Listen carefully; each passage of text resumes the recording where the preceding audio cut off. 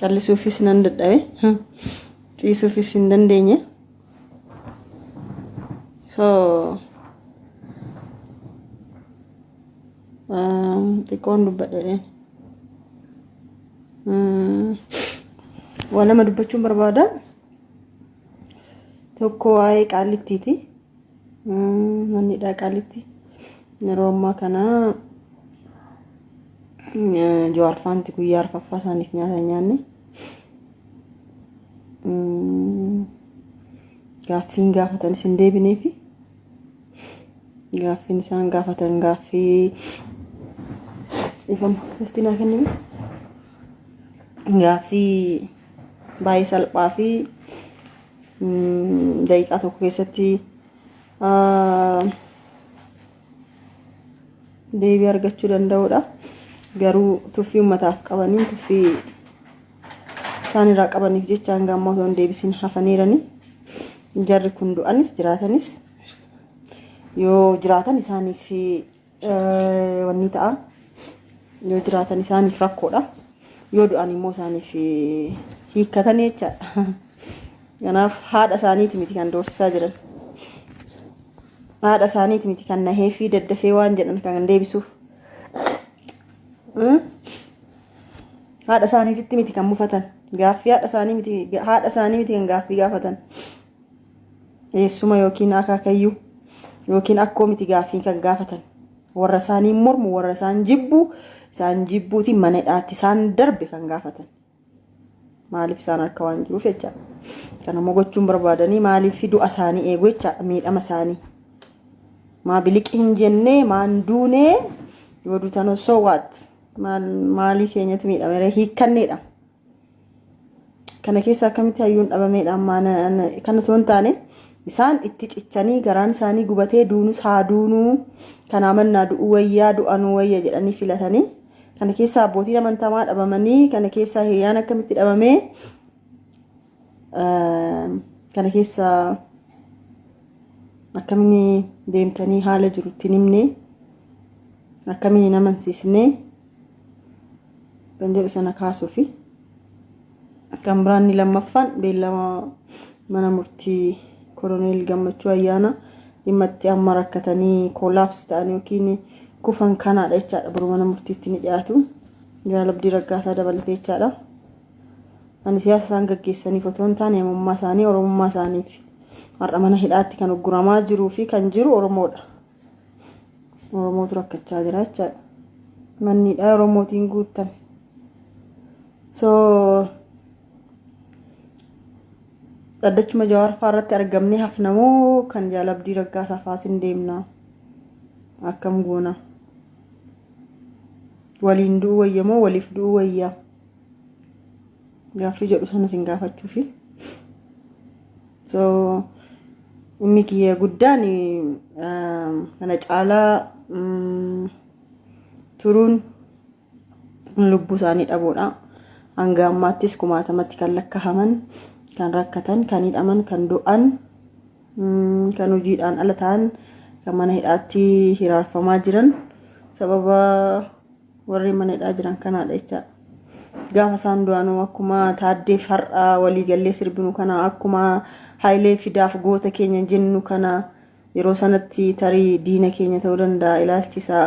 jibbinee ta'uu danda'a arrabsinee ta'uu danda'a ilaalcha siyaasaa isaatiin dhiibnee ta'uu danda'a garuu qixxee Haayilee Fidaa faarsaa jirra Taaddee Birruu baay'ee faarsaa jirra yeroo sana ilaalcha tarii ilaalcha siyaasaa isaatiin warri jibban warri jaalatan baay'eetu ture har'a garuu qixxeedhuma faarsa hammeenya nama du'ee sanaan dubbatanii jechaadha so gaafuma du'e booda nama goota gochuun gaafuma du'e qofa siidaa dhaabuun oromoof homaan fayyannee tokko dhaamsa jawaarfaa akka dabarsitanidha abbootiin amantaa maatiin hiriyoonni firoottan jechaadha kan itti mufatanii jiranii haadha isaanii miti kan gaaffii gaafatanii fira isaanii miti handafee deebisuuf gaafa beelaan wayyoo jedhanii rifatanii kan deebisaniif kanaaf qabsoon kun istirateejiin kun waan tonatti fakkaatu kanaaf jecha isaan deebisanii deebisuu baatanii jarri kun garuu nyaata nyaachuu qabu jechaadha. Warri qoosan akkuma jiranitti ta'e nuti garuu dhannee nyaachisuu akka qabnuu fi nyaata nyaatuutiin lubbuu isaanii dheereffatanii abdii keenya boruuf akka nu turan hawwii keenya boruuf akka nu bulan jalqaba nyaata nyaachuu qabu jechaadha. Kanaaf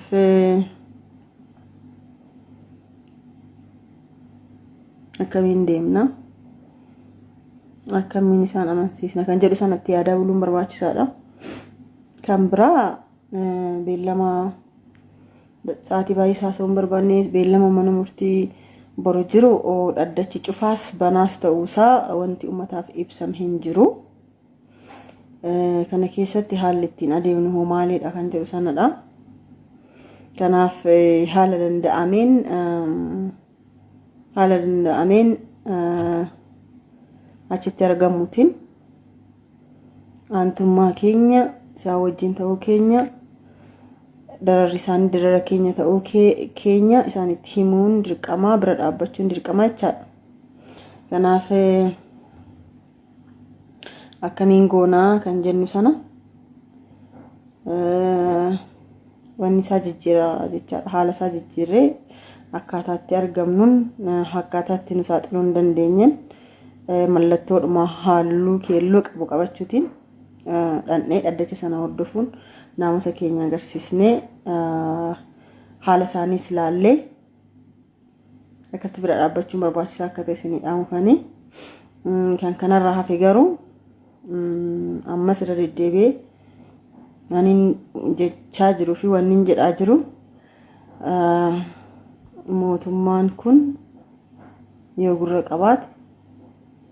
warra hidhe kan hiikee akka waliin haasa'u akka dhimma siyaasaa waliin mari'atan irra deddeebisee hin gaafadhaa jechaadha. Akka waliin mari'atan akka wal gaafatan akka warra hidhaman hiikan deebinee gaafannaa jechaadha. So warra waan hin taane jenne keessaa hin bilook gochaa deemu.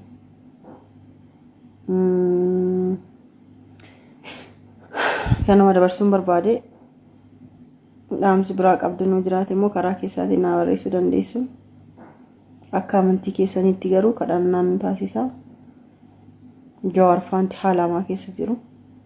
Baqqalaan haalamaa keessa jira. Dhiibbaa dhiigaa qaba. Hamzaan immoo dhibee sukkaaraa qaba. Yoo Rabbi jedhee boru isaan kan arginu taate waan dandeenyuun akka amantii keenyaatti isaanii kadhachaa haa bullu. Annis immoo warri dandeenyu sun baay'ati maatii kan ta'an warri itti dhiheenya qabdan abbootiin amantaa dhaxxanii akka nu gaafattan nyaata akka nyaatan dhaamsi immoo karaa ummataatiin nyaata nyaachuu akka qaban akka dabarsitan kan manumaa hin dhaama. Kanuma jechuun barbaade ulfaadhaa.